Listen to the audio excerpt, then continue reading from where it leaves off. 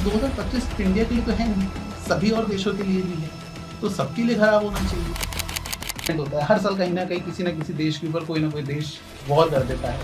India Pakistan आपस में लड़ गए, एक एयर क्रैश हो गया, तो आपको लगता है कि वो दिस इज वेरी बैड। आप किसी पर्टिकुलर इंसिडेंट को उठा के अपने फेवर में इस तरीके से मोल्ड करते हो कि आपका धंधा चल जाए। तुम पहले प्रेडिक्ट कर देते ना, फ्लाइट को हम रोक देते, 250 लोगों की जान बच जाती, कितने लोगों की जिंदगी बच जाती। मैं आज आपको बोलूँ कि देखना आज आपका जाके एक्सीडेंट हुआ, ठीक है, तो आप पूरे दिन इस बात को नोट करते रहोगे, एक्सीडेंट हुआ।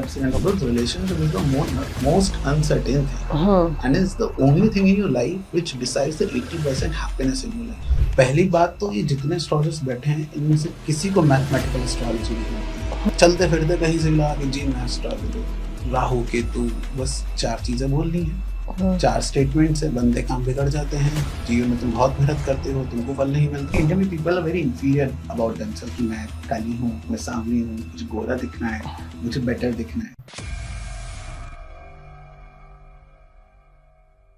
Welcome to breaking the norms podcast. I am your host Sarika Bhardwaj और हमारे आज के एपिसोड का टॉपिक है वैदिक एस्ट्रोलॉजी। और हमें आज ज्वाइन करेंगे Pratul Mishra. He is a TEDx speaker, mythologist and a Vedic astrologer. आज के एपिसोड में हम कवर करने वाले हैं fake astrology, match making and relationships. अगर आपका भी इंटरेस्ट है एस्ट्रोलॉजी में, so do not forget to subscribe our channel, like and share. Thank you. Welcome Pratul to our show. और मैं अपनी ऑडियंस को बताना चाहूंगी जो प्रतुल मिश्रा है, ही इज अ वैदिक एस्ट्रोलॉजर और इनको इस फील्ड में ओवर अ डेकेड हो चुका है। और आज हम इनसे जानेंगे एस्ट्रोलॉजी के बारे में बहुत सारी बातें। So Pratul, to start with, I want to know what is the importance of astrology in your own life. मेरी लाइफ में एस्ट्रोलॉजी का इम्पोर्टेंस इतना ही है कि जब भी मुझे ज़िंदगी के जो सवाल थे, मैं आया भी खुद एस्ट्रोलॉजी में इसीलिए था क्योंकि ज़िंदगी के जो बहुत सारे सवाल थे, जो जनरली इंटेलेक्चुअल टॉक जितनी होती है वो मुझे सब जानने थे। तो उसको ढूंढते ढूंढते ढूंढते मैं ज्योतिष में आके पहुंचा। और अभी भी मेरी इम्पोर्टेंस ये है कि मुझे ज़िंदगी के बारे में बहुत कुछ समझ में आता है, कर्म की जो पूरी फिलॉसफी है उसके बारे में समझ में आता है, ज़िंदगी काम कैसे करती है, कौन सा कर्म कब रिज़ल्ट देता है, उसके बारे में ज़्यादा अच्छे से समझ में आता है। तो ये ही इम्पोर्टेंस है मेरी लाइफ में। बट मैं रोज़ सुबह उठ के चेक करूँ कि आज मेरा कहाँ है चंद्र और कहाँ है मेरे बाकी ग्रह, तो इस तरीके से मैं कुछ चेक नहीं करता हूँ। और आई थिंक मुझे लगता है बस लाइफ के जो एक मेजर इवेंट्स हैं, शादी आप जब करने जा रहे हो, नया बिजनेस जब आप शुरू करने जा रहे हो, बस तब आप देख लो, ठीक है, बच्चा जब पैदा हो रहा है तब देख लो, जब स्टडी आप स्टार्ट कर रहे हो तब देख लो, जो बस मेजर लाइफ माइलस्टोन्स हैं तब आप देख लो। वहीं पर मैं अपनी खुद की कुंडली भी तब देखनी होती है, मैं तभी देखता हूँ, उसके अलावा मैं कभी अपनी कुंडली देखता था नहीं। And because it's been over a decade, so how astrology has changed you as a person? I mean so much of gratitude, क्योंकि बात यह है कि ज्योतिष पे रहने की वजह से इसकी सबसे खूबसूरत बात ये होती है कि आपको ग्रहों का ज्ञान वो एक अलग कहानी है, लेकिन आप रोज़ जिंदगियाँ पढ़ते हो, कुंडली नहीं पढ़ते हो, जिंदगियाँ पढ़ते हो, तो आपको पता चलता है कि भाई किसकी ज़िंदगी में और कितना दुख है, तो आपको फिर अपना दुख छोटा लगता है, ठीक है। फिर आपको पता लगता है कि नहीं यार, मैं ये जो सुबह मेरे को ब्रेकफास्ट भी मिल रहा है ना, ये बहुत बड़ी चीज़ है, ठीक है। अगर मेरे को माँ बाप भी है मेरे पास, ये भी बहुत बड़ी चीज़ है। इवन इफ़ आई एम, मतलब इतने लोग हैं उनके पास ऐसी ऐसी बीमारियों के नाम हैं जो हमने कभी सुने नहीं, ऐसी ऐसी चीज़ें उनकी लाइफ में होती हैं जो मैंने कभी इमेजिन नहीं करी थी छोटे बच्चे के तौर पे भी। तो बहुत लोगों की ज़िंदगी बहुत ख़राब रहती है, तो फिर ऐसा लगता है कि I am in very much of gratitude. फिर कुछ ख़राब होता भी है तो ये लगता है अरे कोई बात नहीं है, ठीक है, ज़िंदगी का पार्ट है, it's a part of the life, क्या हो गया अगर ऐसा हो भी गया तो, ठीक है। तो फिर लाइफ की ना ओवर थिंकिंग नहीं होती है, तो जितने, और ये एक बहुत ही बात है कि अगर आप किसी भी बहुत वाइज इंसान को अगर आप देखेंगे, जैसे विकास दिव्य कीर्ति सर हैं, ठीक है, इतने ऐसा लगता है उनको सुन के बात करके कि कितने बुद्धिमत्ता वाले इंसान हैं, तो आप उनको देखो वो हमेशा किताबें पढ़ते हैं, ठीक है। तो आप दुनिया को जानिए, चाहे आप ज्योतिष के थ्रू जाने, चाहे आप साइकोलॉजी के थ्रू जाने, चाहे आप किताबों के थ्रू जाने, लेकिन जब आप दुनिया को समझते हैं तो आपको फिर समझ में आता है कि नहीं, अच्छी चीज़ें भी दुनिया में एग्जिस्ट करती हैं, बुरे लोग भी एग्जिस्ट करते हैं, सब चीज़ें हैं, सिर्फ ये दुनिया आपके दोस्तों के और अपने माँ बापों के अराउंड ही नहीं घूमती है, तो आपकी दुनिया बड़ी हो जाती है, फिर आपकी लाइफ में बहुत सुकून रहता है। तो मेरे को ऐसा लगता है कि जितना एक्सेप्टेंस पूरी लाइफ को लेकर है वो ज्योतिष की वजह से। अगर ज्योतिष नहीं होता तो मैं उतना एक्सेप्टेंस लाइफ में ला पाना, उतना सब्र ला पाना, उतना न्यूट्रल रह पाना। खुशी है तो भी ऐसा लगता है कि इट इज़ फाइन, ओके, कोई दिक्कत नहीं है, और दुख भी है तो भी ऐसा लगता है कोई बात नहीं, it's a part of the life. तो प्रतुल, ये जो एस्ट्रोलॉजी है जिसको हम ज्योतिष विद्या के नाम से भी जानते हैं, इसको सीखा कैसे जाता है? देखिए, द बेस्ट तरीका इसको सीखने का ये है कि आप गुरु शिष्य परंपरा में ही सीखें। और गुरु भी ऐसा नहीं कि कोई भी चलता, देखो गुरु और टीचर में बहुत बड़ा फर्क होता है। गुरु गुरु होना चाहिए, गुरु वो कि भाई जो जिसने खुद बहुत ही शास्त्रीय तरीके से सीखा हो, ठीक है, सालों साल प्रैक्टिस करी हो, गुरु के अंडर में ही प्रैक्टिस करी हो, तो उसको कहेंगे गुरु। अब कहीं से आप कोर्स करके आए हो, फिर आपने कहीं जाके किसी को सिखा दिया है, तो वो गुरु नहीं होता, वो टीचर होता है, और उसमें बहुत बड़ा फर्क होता है। तो गुरु शिष्य परंपरा वो जब आपके पास ऑलरेडी 400-500 साल की लीनिएज की नॉलेज है कि भैया चलो गुरु के भी गुरु जो थे उनके बारे में भी आपको पता है, उनके गुरु कौन थे वो भी पता है, एटलीस्ट अपने गुरु की भी लीनिएज के 5 गुरुओं के नाम तो आपको पता होने चाहिए। अगर वो भी नहीं आपको पता तो पता नहीं किस बात की लीनिएज और किस बात की गुरु शिष्य परंपरा चल रही है। तो सही तरीका इसको यही होता है सीखने का। अब क्या है कि इतनी मेहनत कौन करे, कौन जाएगा, कौन सीखेगा। तो अब किसी भी आप देख लो, कोई भी कला देख लो, संगीत देख लो, डांस देख लो, जब तक आप गुरु शिष्य परंपरा में नहीं सीखते हो कि आपने फला फला उस्ताद से आपने सीखा, इतने सालों तक सीखा, तभी तो आप एकदम निखर के आते हो।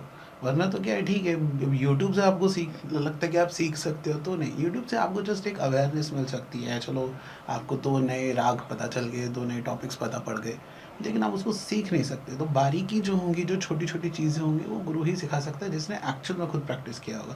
दैट्स वाई आज डॉक्टर का पढ़ना और उसका प्रैक्टिस करना हॉस्पिटल के अंदर ज़मीन आसमान का डिफरेंस होता है। अगर वो पढ़ के सीधा क्लिनिक खोल के बैठ जाएगा, वो नहीं कर पाएगा, क्योंकि उसने प्रैक्टिस नहीं किया। प्रैक्टिस किसी के अंडर में करेगा ना। लॉयर्स आप ले लीजिए, लॉयर्स भी तो किसी सीनियर एडवोकेट के अंडर में ही तो वो प्रैक्टिस करते हैं ना। तो आपने कहाँ प्रैक्टिस करी है वो सबसे ज़्यादा मैटर करता है। तो यही तरीका है इसको सीखने का। You find a person who can be a guru, not a teacher, and under him you start learning, practising it, and for the years you do under it. Okay. और जैसे कि हम आज देखते हैं कि जैसे आपने कन्वीनियंस की बात करी, तो आजकल एस्ट्रोलॉजी जो है it's very easy to learn because of the awareness कह लो, या जो ऑनलाइन चलता है कोर्सेज वगैरह। What do you have to say on that कि जैसे आजकल तो बहुत इजी हो गया है, not just astrology, other things as well like vastu, numerology, और जो खुद बहुत बड़े बड़े एस्ट्रोलॉजर्स हैं वही इसको प्रमोट कर रहे हैं कि learn from us, online course ले लो, ये सब। So what do you have to say on that? देखिए, पढ़ाने में कुछ गलत नहीं है, लेकिन बात है कि आपको भी उसके बारे में पूर्ण नॉलेज होनी चाहिए, ठीक है। दूसरी बात कि एस्ट्रोलॉजी इतना इजी बन गया है क्योंकि इन लोगों ने क्या कर दिया है ना, पूरा सब कुछ रेडी रेकनर बना दिया है एक तरीके से, कि बस एक चीट शीट बना दिया है, अच्छा तुम्हारा प्लेसमेंट यहाँ पर है तो ऐसा होगा, ये यहाँ पर है वैसा होगा। लेकिन एस्ट्रोलॉजी इजी नहीं है भाई, एस्ट्रोलॉजी बहुत डिफिकल्ट चीज़ है। पहली बात तो ये जितने एस्ट्रोलॉजर्स बैठे हैं इनमें से किसी को मैथमेटिकल एस्ट्रोलॉजी नहीं आती है। अगर आज इनको, आपको क्या लगता है वो जंतर मंतर जो बना हुआ है दिल्ली में सीपी के पास है जनपथ पे, क्या है वो? इट्स अ एस्ट्रोनॉमिकल ऑब्जर्वेटरी, ठीक है। वहाँ पे जाके मुझे एक ज्योतिष दिखा दीजिए जो जंतर मंतर पे जाके टाइम निकाल सकता है। इनको यही नहीं पता है कि लोकल मीन टाइम अलग होता है। और आज आपको क्या लगता है इंडिया में आज जो सनराइज हुआ है कितने बजे हुआ है? फॉर एन एग्जाम्पल मान के चल रहे थे 5:30 बजे हुआ, लेकिन अरुणाचल में तो 4:30 बजे धूप दिख गई थी। हाँ। करेक्ट। तो दैट मीन्स 5:30 अरुणाचल के लिए तो नहीं हुआ ना सनराइज 5:30। तो क्योंकि वो लोकल मीन टाइम होता है। हम जो अपनी घड़ियों में आज देख रहे हैं फोन में, this is called IST, standard time है। ओके, ठीक है। इनको लोकल मीन टाइम नहीं पता, इनको स्टैंडर्ड टाइम नहीं पता है, इनको मैनुअल कैलकुलेशंस करनी नहीं आती हैं। और अगर फिर आपको ये सब जब नहीं आता और आपको लगता है कि आप एस्ट्रोलॉजर हो, तो आप एस्ट्रोलॉजर नहीं, आप कॉपी पेस्ट एस्ट्रोलॉजर हो। एक एस्ट्रोलॉजर को मैथमेटिकल एस्ट्रोलॉजी आनी चाहिए। जब आप जंतर मंतर पे जाके खड़े हो तो आपको पता होना चाहिए कि ये यंत्र इस चीज़ के लिए यूज़ होता है और हम इसको ऐसे ऐसे कैलकुलेट कर सकते हैं। इट इज़ गुड कि आपके पास आज सॉफ्टवेयर्स हैं, कैलकुलेटर्स हैं, दैट इज़ फाइन, वो आपकी कैलकुलेशन, आपकी मेहनत को, मशक्क़त को कम कर रहे हैं। लेकिन क्या इसका मतलब ये है कि आप जो बेसिक उसकी पीछे का लॉजिक है आप वही भूल जाओगे? आप ऐसे नहीं कर सकते ना, you also use a calculator, everyone use a calculator, but क्या हमको उसके पीछे हम ये करते कि भाई इतना गुणा भाग कौन करेगा, कौन दिमाग लगाएगा? लेकिन अगर आज आपको समय दिया जाए तो आप 22 चीज़ों का जोड़ भाग कर सकते हो ना, तो यू शुड नो इट। अगर आपको वो आता ही नहीं है और आप बस कैलकुलेटर यूज़ करे जा रहे हो, तो जिस दिन कैलकुलेटर टूट जाएगा उस दिन क्या करोगे?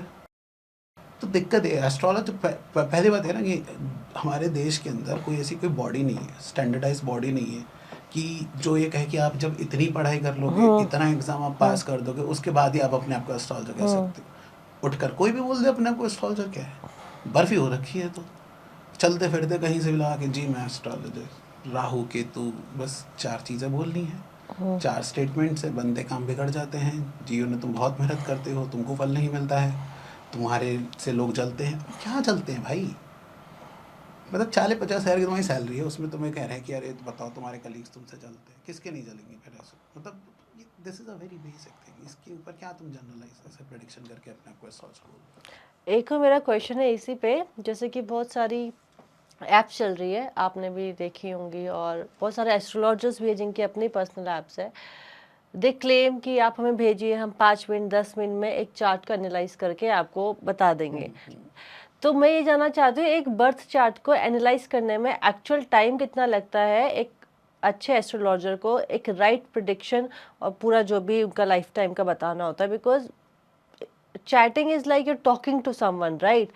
तो एक आप यहाँ पे इतना अपने लाइफ का इम्पोर्टेंट एस्पेक्ट को जानने की कोशिश कर रहे हैं, जैसे आपने बताया ज्योतिष विद्या इतना बड़ा चीज़ है कि वो शिष्य और गुरु की एक परंपरा के हिसाब से चलता है।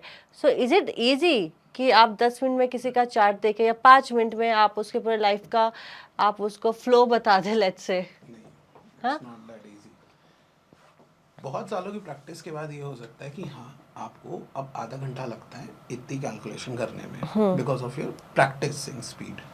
बट अगर आप अच्छे से अभी अभी आपने स्टार्ट किया, आप एक मीडियोकर एस्ट्रोलॉजर हो, इंटरमीडिएट लेवल के एस्ट्रोलॉजर, आपको स्टिल 1 से 1.5 घंटा लगेगा प्रॉपर चार्ट को एनालाइज करने में, उसकी बातों को समझने में, चार्ट के साथ मैच करने में, फिर आप अपनी कैलकुलेशंस लगाओगे, फिर आप प्रेडिक्ट करोगे जाके।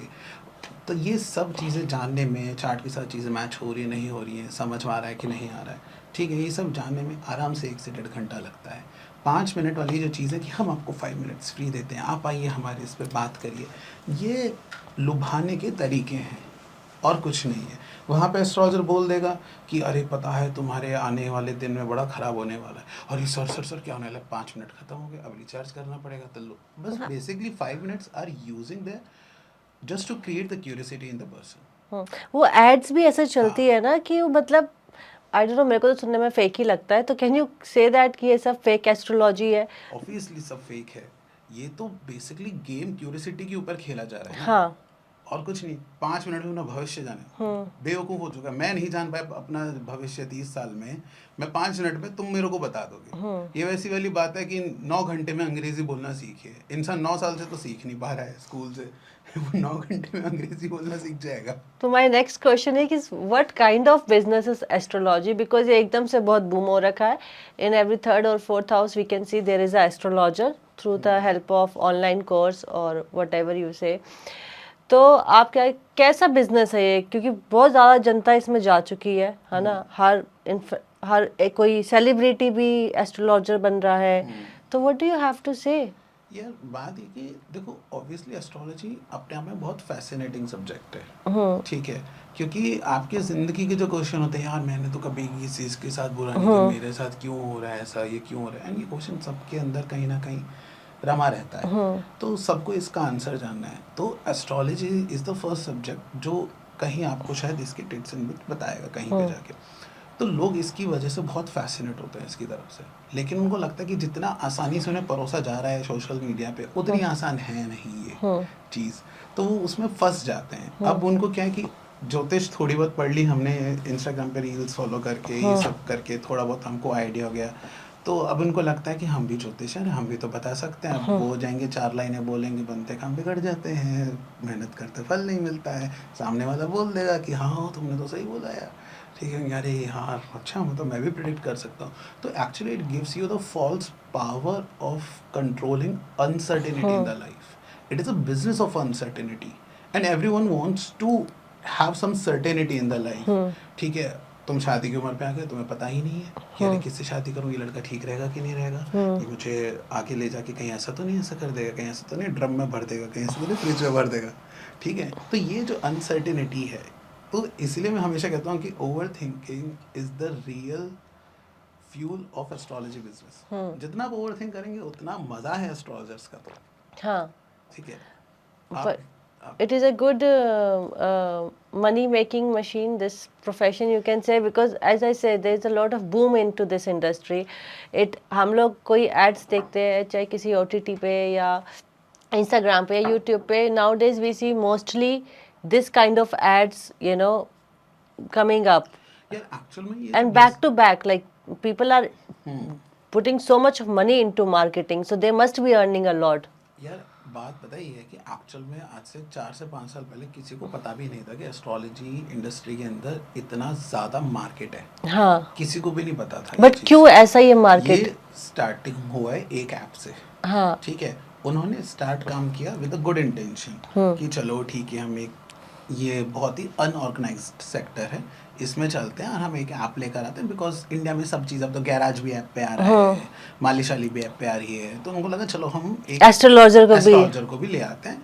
फिर ठीक है, तो जो अच्छे एस्ट्रोलॉजर्स हैं उनका थोड़ा एक्सेस बढ़े, उनको भी अच्छा काम मिले, जो लोग जेन्युइन में गाइडेंस चाहते हैं उनको भी अच्छे एस्ट्रोलॉजर्स मिले. लेकिन देन दे रियलाइज कि अरे ये तो बहुत ही तगड़ा बिजनेस है, इससे तो मस्त पैसा आ रहा है. Over the period of 1 year or 2 year they realised कि no one comes for the prediction, everyone is just coming to you know बस हाँ मुझे बता दो क्या होगा, मुझे बता दो क्या होगा. ठीक है, वो बस अपने अंदर की चिंता को खत्म करने आते हैं. ठीक है, वो जो उनको एंग्जाइटी हो रही है, तो then they realise it's a matter of anxiety. No one wants to get the guidance. ठीक है, even if I will give you the guidance you will not follow it. ठीक है, फिर अगेन यू विल कम कि अरे बताइए sir आपने ऐसे बताया था लेकिन ऐसा तो हुआ नहीं. So is it like people are seeking validation for their problems कि हमारी ज़िंदगी में ये गलत हुआ है तो चलो अब it is so easy, जैसे कोई हम कुछ ऑर्डर कर सकते हैं. So it has become कि अपनी प्रॉब्लम के लिए वैलिडेशन एक्सटर्नल ढूंढ ली कि अभी इससे पूछ लेते हैं, अच्छा ये ग्रह खराब चल रहा है या ये हाउस में हमारे प्रॉब्लम है, इसलिए मेरे साथ मेरा बॉयफ्रेंड छोड़ चला गया या शादी टूट गई या शादी लेट हो रही है या बच्चा नहीं हो रहा. सो मुझे लगता है ये एक फियरिंग इंडस्ट्री है. फियरिंग इंडस्ट्री नहीं है, it is a industry of victim players. बात ये है कि ना अच्छा मेरी जॉब पता है इसलिए नहीं लग रही है क्योंकि मेरा ना राहु क्यों तो खराब है. लेकिन वो ये नहीं देखेगा कि मैं मेहनत नहीं करता हूँ. ठीक है, मुझे आज भी करियर की स्पेलिंग नहीं आती है, कैरियर लिख रहा हूँ मैं. ठीक है, मुझे कि मैं चलो कहीं जाऊँ इंटरव्यू की अच्छे से तैयारी करूँ, वो नहीं करेगा. ठीक है, पता नहीं सर पता है मैं पढ़ने जाता हूँ मेरा ना एकदम ना मेरा मन ही नहीं करता पढ़ने के लिए. इवन इस रीज़न के लिए they blame the planets, they want to blame the planets. And astrology is the person जो से नहीं नहीं आप बहुत अच्छे हो, पता है आपके ग्रह खराब है इस वजह से हो रहा है. तो इंसान को लगता है मैं तो बहुत अच्छा हूँ, मेरे तो ग्रह ही खराब है. Now they get the validation, false confidence will get boost. ठीक है, ये इन्होंने पूरी इंडस्ट्री बना दी है. इसलिए आप कभी भी एस्ट्रोलॉजर के पास जाइए, वो कभी ये नहीं कहेगा तुम्हारे अंदर कमी है. वे कहेंगे नहीं नहीं नहीं मंगल की वजह से ऐसा हो रहा है. ठीक है, अरे भाई मुझे बात बता, जब तू पॉर्न देखने जाता है तब तेरा कभी होता है फोकस के इश्यूज होते हैं तेरे को? तूने कभी मूवी में जाके बोला कि मेरे को फोकस के इश्यूज हो रहे हैं, कि मैं ध्यान नहीं लगा पा रहा हूँ उसके अंदर? पढ़ाई करते वक्त ही तुम्हें सारे फोकस के इश्यूज आ जाते हैं. बेसिकली तुम निकम्मे हो और तुम अपने निकम्मे बनने का आंसर जो है वो तुम चार्ट के अंदर ढूंढते हो. तो ये विक्टिम कार्ड, क्यूरियोसिटी, अनसर्टेनिटी, इन सबको मिला दो तो ये ज्योतिष की दुनिया बनती है. और इसमें कुछ लोगों ने बिजनेस स्टार्ट किया, उन्होंने ये चीज़ समझी. आज भी उन ऐप्स के जो CEO हैं वो अपने एस्ट्रोलॉजर्स को ये बात कहते हैं कि no one comes for your prediction. कोई नहीं आता आपके पास प्रेडिक्शन लेने, सब बस दिलासा के लिए आते हैं. तो आप बस उनको दिलासा दीजिए, आप नेगेटिव प्रेडिक्शन मत बोलिए. अगर कोई आपके पास आ रहा है कह रहा है कि सर क्या मैं IAS बन जाऊंगा, तो आप उनको नेगेटिव मत बोलिए, आप बोलिए मेहनत करो शायद बन सकते हो. ठीक है, तो जस्ट लोगों को थोड़ी सी होप चाहिए, सर्टेनिटी चाहिए, खुद के लिए वैलिडेशन चाहिए, अपने ही इमोशंस के साथ झूठ बोलना है, अपनी ही निकम्मी बंदी छुपानी है. इसी ज्योतिष के पास जा रहे हैं, और यही पूरी ज्योतिष की दुनिया आजकल बन चुकी है। एंड दिस इज 98% यही है। ओके, तो अब मैं ये तो रहा फेक एस्ट्रोलॉजी के बारे में, तो ये जानना है मेरे को कि एक्चुअल में किन प्रॉब्लम्स के लिए लोगों को एक एस्ट्रोलॉजर्स के पास जाना चाहिए। यार जब पता है आपको लाइफ में जब भी लगे ना कि मैंने एक्चुअल में बहुत मेहनत करी है, हाँ, ठीक है, फॉर एन एग्जाम्पल कि यार मैंने मेरे जितने भी, फॉर एन एग्जाम्पल एक लड़का है जो आईएएस के लिए तैयारी कर रहा है, उसे देखा कि मैं कोचिंग में फर्स्ट आता हूँ, मुझसे बेहतरीन कोई ऐसे लिख नहीं सकता, मेरे टीचर्स भी कह रहे तुम्हारा तो खराब हो ही नहीं सकता, तुम्हारा तो एग्ज़ाम कैसे हो गया खराब, तुम तो इतना बढ़िया लिख कर आए थे, हो ही नहीं सकता। फिर भी तुम्हें लगे कि नहीं, फिर भी मार्क्स नहीं आए, फिर भी या तुम 1 मार्क्स से 2 मार्क्स से रह गए, तो that means you already are capable enough to clear the cut off, clear the thing, ठीक है। तब तुम एस्ट्रोलॉजर के पास आओ कि मैंने अपना 100% सब लगा दिया है and I have the numbers figures logical level पे लगा दिया है, अब भी नहीं हो रहा है, then come to the astrologer, क्योंकि आपने जो कर्म का पार्ट था, जो पुरुषार्थ था, वो आपने सब लगा दिया है। अब भाग्य देखना है कि भाग्य भी सपोर्ट करता है उसको कि नहीं करता है, क्योंकि सिर्फ कार होने से गाड़ी नहीं चलेगी, पेट्रोल भी होना चाहिए। तो क्या आपके पास कार और पेट्रोल दोनों हैं, तभी गाड़ी चलेगी। तो इसी तरीके से पुरुषार्थ और भाग्य दोनों। तो अगर आपके पास भाग्य है, फॉर एन एग्जाम्पल आज मैं बोल दूँ किसी को कि भाई संजय जी तो एकदम आईएएस बन ही जाएंगे जाके, तो अब ये बैठे रहें घर पे चारपाई पे, खूब बेर खाएं, आसमान में देखें, सर खुजाएं, तो नहीं बनेगा इंसान। दुनिया का कोई इंसान जाके उनको आईएएस नहीं बना सकता जब तक वो पुरुषार्थ नहीं करेंगे। तो पुरुषार्थ का कोई वो नहीं, निवारण नहीं है, वो आपको करना ही पड़ेगा। पुरुषार्थ को थोड़ा, पुरुषार्थ मतलब मेहनत आपको मेहनत तो करनी पड़ेगी, मेहनत का कोई निवारण नहीं है। उसके बाद भी आप ये लगे कि यार बस 1-2 मार्क्स से रह गया था मैं, तब आप एस्ट्रोलॉजर के पास आओ।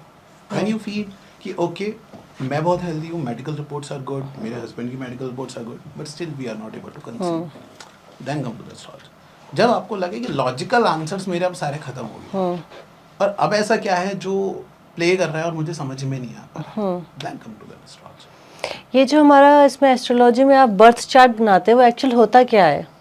कुछ नहीं, it's a snapshot of the planets in the sky okay at that moment जब आप पैदा हुए हो। ओके, तो जब जैसे आप पैदा हुए तो आसमान की हमने एक फोटो खींची, बस यही वही है, उसमें उसकी रिप्रेजेंटेशन है बर्थ। और कितने हाउसेस होते हैं उसमें? 12 हाउसेस आर देयर, ठीक ओके, है। 6 आसमान में हैं, 6 जमीन के नीचे हैं। जिस समय भी आप पैदा होते हो तो हमेशा 6 ऊपर होते हैं, 6 नीचे होते हैं। तो जो ऊपर के प्लैनेट्स हैं, ऊपर के प्लैनेट्स लिख दिए जाते हैं इसके अंदर, ये प्लैनेट्स हैं। जो होराइजन से नीचे होते हैं, यानी कि जो आपको दिखते हैं जमीन के पीछे, मतलब साइकिल जो चलती है इस तरीके से चलती है। तो अभी हम आसमान में देखेंगे तो हमें 6 प्लैनेट्स, कुछ 6 हाउसेस इनविजिबल होते हैं, नज़र नहीं आते, बट कुछ प्लैनेट्स हमें आसमान में नजर आएंगे, कुछ प्लैनेट्स अभी हमारे पैरों के नीचे। तो इस तरीके से वो पूरा स्नैपशॉट लेके चार्ट में रिप्रेजेंट कर दिया। और कौन कौन से हाउसेस रिप्रेजेंट होते हैं हमारी लाइफ के? सभी हाउसेस हमारी लाइफ के ही हैं, ऐसा कोई हाउस नहीं है जो हमारी लाइफ का नहीं। नहीं है, but what are the names of those houses, like work, career, relationship, कैसे आप उसको डिस्ट्रीब्यूट करते हैं? आपका जैसे फर्स्ट हाउस है तो इट इज हेल्थ, ओके, ठीक है, आपकी हेल्थ है, आपकी लॉन्जेविटी है, तो वो फर्स्ट है। सेकंड आपकी फैमिली है, थर्ड आपके ब्रदर एंड सिस्टर है। It is depending on the life की जो आपकी माइलस्टोन होते हैं। जैसे आप पहले पैदा हुए तो फर्स्ट आपको बनाया जाता है, आप 9 महीने बनते हो एक मैन्युफैक्चरिंग फैक्ट्री के अंदर, ठीक है। उसके बाद आप जैसे ही पैदा होते हो तो आपको एक फैमिली मिलती है, मम्मी मिले, पापा मिले, तो that is the second house. फिर आप थोड़े से और बड़े होते हैं तो आपको भाई बहन मिलते हैं, ठीक है, that is the third house. फिर आप थोड़े से और बड़े होते हैं तो आपको एजुकेशन मिलती है, ठीक है, आपको पूरा घर समझ में आता है, ठीक है, आपको आसपास की और चीज़ें समझ आती है, तो दैट इज योर चाइल्डहुड, ठीक है। तो आपकी जहाँ से एजुकेशन स्टार्ट होती है, तो फोर्थ हाउस हो गया। फिर आप थोड़े और बड़े होते हो तो आपको स्पिरिचुअल गाइडेंस ही मिलती है, गुरु भी मिलते हैं, या आप कहोगे आज के टाइम में डिग्रीज मिलती हैं, ठीक है, बैचलर की degree, that is the fifth house. फिर आप थोड़े से और बड़े होते हो तो आप जाते हो, काम करने लगते हो। नाउ अब आपके लोग थोड़े से जलते भी हैं, अब आपके सर्वेंट्स भी हैं, अब आपके दुश्मन भी हैं, वो चीज़ें भी हैं, मतलब आपने अपना काम करियर थोड़ा सा जो है ऐसे स्टार्ट कर लिया, वो सिक्स्थ हाउस है। फिर सेवन्थ हाउस है, अब आप शादी कर रहे हो तो आपका सेवन्थ हाउस है। सेवन्थ हाउस के बाद एट्थ हाउस आ जाता है, तो एट्थ हाउस इन लॉज को भी दिखाता है कि अब आपके इन लॉज भी शादी के बाद जो आपके इन लॉज हुई, आपकी सेक्शुअल लाइफ काफ़ी एक्टिव हो गई। उसके बाद आपका 9th हाउस आता है, तो 9th हाउस धर्म है कि अब मेरी शादी हो गई है, सब चीज़ें हैं, अब मेरे को धर्म क्या करना है। धर्म मुझे धर्म इज लाइक द रिस्पॉन्सिबिलिटीज। धर्म का मतलब रिस्पॉन्सिबिलिटी होता है, मोरालिटी होता है कि मेरे को धर्म फॉलो करना है, मुझे अपनी बीवी के साथ मिलकर बेहतर अपने लिए भी जीवन बनाना है और अपने माता पिता के लिए भी अच्छा जीवन बनाना है और समाज के लिए भी अच्छा जीवन बनाना है। फिर उसके बाद आपको उस काम, उस धर्म की वजह से आपको प्रतिष्ठा मिलेगी, मान मिलेगा, सम्मान मिलेगा, that is your 10th house. फिर उसके बाद मनी भी आएगा, that is your 11th house. फिर जब आप पैसा वैसा सब कमा लेते हो, बच्चे बच्चे आपके सब कुछ हो चुके हैं, आपने खूब सालों तक अच्छा करियर करा, मान सम्मान सब पाया, now it's the time to take vanaprastha. तो अब आप जाइए, अपने बच्चे को सारी जिम्मेदारी सौंप दीजिए और आप जाके आप और अपनी बीवी जंगल में रहिए। That's the 12th house. Okay, तो और इन सारे 12 हाउसेस में ही हमारे सारे प्लैनेट्स जो है वो रहते हैं and they keep moving. Yes, kind of. तो जो ये बर्थ चार्ट होते हैं, how accurate they are in predictions?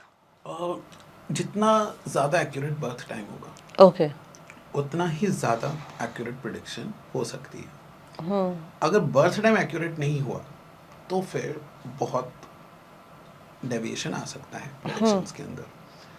तो पहला तो यही चीज़ है कि जब भी आपके घर में कोई बच्चा पैदा हो, 2 मिनट एफर्ट्स लेके प्लीज टाइम अच्छे से नोट कर लो, ठीक है। जैसे वो बाहर आता है एंड सांस लेता है, जैसे the first moment of taking a breath, take it as a time of birth. क्योंकि ना तो नर्सेज वहाँ पे देखने के लिए बैठी हुई है कि बच्चा कब हुआ है, ना डॉक्टर, वो लोग अपने ना अप्रॉक्सीमेशन से लिख देते हैं कि हाँ फलाना फलाना इस टाइम पे हुआ था, क्योंकि बच्चा आ रहा है, उसका ब्लड है और बाकी सब चीज़ें वो उसको वाइप आउट करते हैं समथिंग, तो वो कर लेना चाहिए। इसके बाद आप 100 के पास लेके जाते कुंडली, तो फिर आप उससे बहुत अच्छी प्रिडिक्शन दी जा सकती है। ऐसा कुछ भी नहीं है दुनिया के अंदर जो प्रिडिक्ट ना किया जा सके बर्थ चार्ट के थ्रू, ऐसा कुछ भी नहीं है। So can you predict someone's death also through the birth chart? हाँ, आराम से। हाँ? ये तो सबसे पहले देखा जाता है, जब भी कोई बच्चा पैदा होता है तो सबसे पहले उसकी लॉन्जिविटी देखी जाती है। अब आप पूछो अरे सर इसकी शादी हो गई, अरे जिएगा तो शादी होगी ना तो पहले तो लॉन्जिविटी देखेंगे। तो ओके। इसलिए जब भी बच्चा और वो एक्यूरेट होती है, बिल्कुल आप कह रहे हैं। हाँ, एक्यूरेट होती है। हालांकि आयु निकालना आसान नहीं, it is a very difficult task, very difficult task, ठीक है, for any astrologer to find out the ayu. एक एक दिन भी लग जाते हैं, अच्छे अच्छे घंटे भी लगते हैं, डिपेंडिंग ऑन किसकी कितनी फास्ट प्रैक्टिस है, कितनी स्लो प्रैक्टिस है। बट हाँ, इसकी बिल्कुल बताई जा सकती है, इसमें कोई दो राय नहीं है। And what is the role of karma in astrology? कर्म का तो पूरा ही पूरा रोल है। ये बेवकूफ़ी वाली बात होती है जो कहते हैं कि या तो कर्म होता है या किस्मत होती है। Tell me one thing, have you ever choose your parents? पैदा होने से पहले चूज किए थे कि ये मम्मी चाहिए मुझे, ये पापा चाहिए? Obviously not. ठीक है, मतलब आप, हमें तो नहीं पता। आपने नहीं चूज किए, हाँ। कॉन्शियसली कभी चूज किए? नहीं, ऑब्वियसली नॉट। कभी अपने भाई बहन चूज किए कॉन्शियसली? नो नो, फैमिली तो मिलती है। फैमिली तो मिलती है ना। आपने ये चूज ही नहीं किया कि आप किस शहर में पैदा होगे, ना आपने ये चूज किया कि आप किस स्कूल में जाओगे, ना माँ बाप। क्या आपको नहीं लगता कि अगर आप शायद किसी दूसरे घर में पैदा होती तो लाइफ बहुत डिफरेंट होती है आपकी? आप किसी घर में पैदा हुए हो तो दैट इज योर किस्मत ना। मैं अगर एग्जांपल मैं किसी घर में पैदा होता हूँ, मेरे फादर ही नहीं है, तो बचपन से रिस्पॉन्सिबिलिटीज आएंगी ना मेरे ऊपर, तो मेरी लाइफ ही बिल्कुल अलग हो गई। तो आप कह रहे हैं कि कर्मा के साथ फ्री विल नहीं आती? अभी समझाता हूँ मैं। बात यह है कि दोनों चीज़ें होती हैं। हाँ। कर्म भी होता है, फ्री विल भी हो, वो कर्म भी होता है और किस्मत भी होती है। Karma is equal to free will लेके चलेंगे हम, ठीक है। तो जैसा भी मैंने समझाया कि अगर आपके IAS बनने का योग है तो आपको मेहनत करनी पड़ेगी, तो दैट इज योर कर्म, ठीक है। बट वो किस्मत भी अलाउ करे कि हाँ आपकी किस्मत में लिखा है कि that you can become an IAS। वो मेहनत करने पे तुम बन जाओगे। अब लिखा ही नहीं है तो तुम करते रहो मेहनत, नहीं बन पाओगे, ठीक है। वरना एक बात बताइए कि अगर आज कोई जनरल कैटेगरी से कोई लड़का है, अगर वो 30 क्रॉस कर जाता है तो वो नहीं दे सकता ना एग्ज़ाम। क्या वो दे सकता है इसका एग्ज़ाम? हो सकता है 34 की उम्र में उसके अंदर इतनी मेहनत आ जाए कि वो शायद जाके IAS का एग्ज़ाम क्लियर कर सकता है। लेकिन अब तो गवर्नमेंट ही अलाउ नहीं करेगी ना भाई, तो बैठ ही नहीं सकता एग्ज़ाम में। तो ये क्या है? ये किस्मत है। तो everything which is in your hand is your किस्मत। आज आपकी एक पर्टिकुलर हाइट है, आपकी एक पर्टिकुलर नक्श है, आपके स्किन टोन है, वो आपको कहाँ से मिला? आपके पेरेंट्स से मिला। क्या आपने वो डिसाइड किया? नो। क्या आज अपनी हाइट चेंज कर सकता है कोई? नहीं कर सकता। लेकिन हम वेट चेंज कर सकते हैं, ठीक है। वो हम मेहनत करनी पड़ेगी हमें, तो मेहनत करके वेट चेंज कर लेंगे, दैट इज़ फ्री। बट क्या हाइट चेंज होगी? नहीं हो सकती भाई, ये तो ऐसा का ऐसा ही है। अब जेनेटिकली आपको कुछ अच्छे गुण भी मिले होंगे बॉडी में, कुछ डिसीजेस के लिए वल्नरेबल भी आप होगे, दैट इज़ योर किस्मत। तो ये होती है इसमें, जिसमें आपका कोई कंट्रोल नहीं है, ठीक है। जिसमें आपका कंट्रोल है, आपका कंट्रोल किस किस में? आपकी हेल्थ में आपका कंट्रोल है। आपको जिस, आज आपकी बच्ची है, छोटी बेटी है, ठीक है, अब आप उसको कितना कंट्रोल कर सकते हो लाइफ में? कल को आप उसे यही तो कर सकते हो ना कि आप उसे एक अच्छे स्कूल में डालोगे, करेक्ट। उसके अच्छे स्कूल में जाना उसकी किस्मत कहलाई जाएगी, ठीक है, और ये आपका कर्म हो जाएगा। लेकिन उसकी वो किस्मत कहलाई जाएगी कि मेरे बाप ने मुझे अच्छे स्कूल में डाला। लेकिन वहाँ जाके अब वो पढ़ाई करे कि मटरगस्ती करे, ये उसके हाथ में ना। कितने बच्चे ऐसे हैं जो हमारे साथ ही सेम स्कूल में, सेम टीचर, सब कुछ सेम पढ़े, ठीक है, लेकिन वो बहुत ही डिफरेंट पाथ पे हैं, हम लोग बहुत ही डिफरेंट पाथ पे हैं। वरना तो फिर स्कूल से ही अगर सब कुछ हो जाता तो सभी एक नुमा लाइफ जी रहे होते ना। वो नहीं है ना, क्यों? क्योंकि सब ने अपने अपने कर्मों के अनुसार उनको रिजल्ट मिले। कोई आज ऑटो रिक्शा भी चला रहा है और कोई आज ऑटो रिक्शा की पूरी कंपनी भी चला रहा है। वही डिफरेंस कर्म में आ जाता है कि अगर सेम स्कूल मिला है लेकिन एक लड़का ऑटो चला रहा है और एक लड़का उसी ऑटो की कंपनी में बहुत बड़ी पोजीशन में बैठ के काम कर रहा है, तो स्कूल सेम था, यानी किस्मत सेम थी। फ़र्क मेहनत का आ गया यहाँ पर, ये होता है। और एस्ट्रोलॉजी में रेमेडीज भी होती हैं।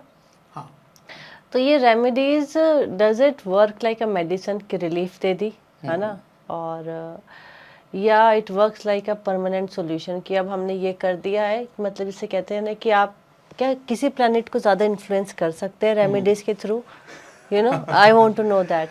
पहले तो हम कभी किसी प्लैनेट को इन्फ्लुएंस कर ही नहीं सकते हैं। Okay. किसी भी प्लैनेट को इन्फ्लुएंस नहीं किया जा सकता है किसी भी रेमेडी के थ्रू।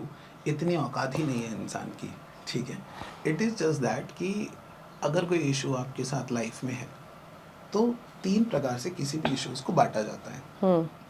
इसे आम भाषा में ऐसे समझेंगे, जैसे पैर में मोच लग गई, क्या आप डॉक्टर के पास जाओगे? घर में ही आपने, ठीक है, पट्टी वट्टी करी, 2 दिन आराम से रेस्ट किया, तीसरे दिन ठीक। लेकिन अगर आपकी फ्रैक्चर हो गया तो आप जाओगे डॉक्टर के पास में, वो आपको कुछ मेडिसिन देंगे, 1 हफ्ते आप 1 महीना आपको आराम करना पड़ेगा, मेडिसिन लेनी पड़ेंगी, then you will be fine again, ठीक है। लेकिन एक है कि आपकी टांग ही कट गई, तब तो कोई कुछ भी नहीं कर सकता, ठीक है। नाउ इट इज जस्ट कि ठीक है तुम्हें दर्द हो रहा है, लो भैया पेन किलर खा लो, शांत रहो, अब तो तुम्हारी टांग कटी, कुछ नहीं हो सकता। तो इन द सेम वे कि लाइफ की प्रॉब्लम्स 3 तरीके से डिवाइड होती है, मोच, फ्रैक्चर और टांग कटना। तो अगर आपका मोच है तो उसमें तो क्या है कि आप खुद ही अपनी वो चीज़ें प्रॉब्लम सॉल्व कर सकते हैं with a little of guidance, की जैसे मम्मी ने समझा दिया कि अच्छा जैसे वेट आपको बहुत ज़्यादा है फॉर एन एग्जाम्पल, तो आपने पर उसके बारे में पढ़ाई करी, आपने देखा कि कैसे लूज़ किया जाता है, आपने मेहनत करी, लूज़ हो गया। लेकिन फॉर एन एग्जाम्पल आपको कुछ और इशू आ गया, वो आपको नहीं समझ में आ रहा है, you are getting lot of infection in your lungs और समथिंग, ठीक है, तो now you will go to the doctor, doctor will give the medicine, ठीक हो जाओगे। तो उसी तरीके से हम वहाँ पर रेमेडीज देते हैं। अब ये कोई बच्चा के सर में पढ़ाई में मन नहीं कर रहा, चाटा मार दो, मैं निकल यहाँ से, ठीक है, खुद देख अपने आप। लेकिन कोई कहे सर मैंने बहुत ध्यान दिया, सब कुछ है, बस 1 मार्क्स से मैं फेल हो गया और please help me in this, तो then I will give him the remedy, क्या चाहिए तुम रेमेडी लो, ठीक है, और तुम पास हो जाओगे।